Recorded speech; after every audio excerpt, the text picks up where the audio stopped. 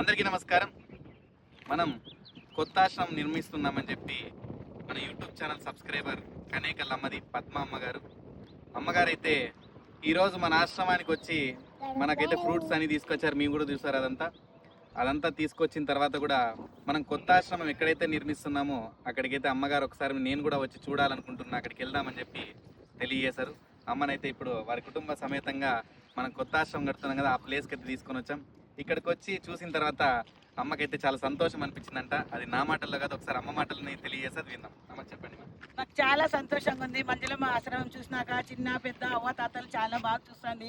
ఇంట్లో ఒక ఇద్దరు పెద్దవాళ్ళు ఉంటే చూడలేము, ఏమో చాలా బాగా చూస్తుంది. కొత్త ఆశ్రమం కడతాంది. నా వంతు 10,000 ఇస్తున్నాను. ఇప్పుడు కనుక్కోకుండా వచ్చినాం కాబట్టి ఎవరైనా చాయతనాలు ఎవరైనా ఇస్తే కూడా చాలా మంచిది. అవ్వ తాతలకి ఆశ్రమం కడుతుంది మంజులమ్మ, చాలా బాగా చూసుకుంటుంది. ఓకే, విన్నారు కదా. అమ్మ అయితే ఇప్పుడు మనం కొత్త ఆశ్రమం నిర్మిస్తున్నామని చెప్పి అమ్మ వాళ్ళైతే ఆర్థికంగా మనకైతే 10,000 రూపాయలు అందజేయడం జరిగింది. అమ్మ వాళ్ళకైతే మన ఆశ్రమం తరపు నుంచి నేనైతే మనస్ఫూర్తిగా ధన్యవాదాలు అయితే తెలియజేస్తున్నాను. Thank you aunty.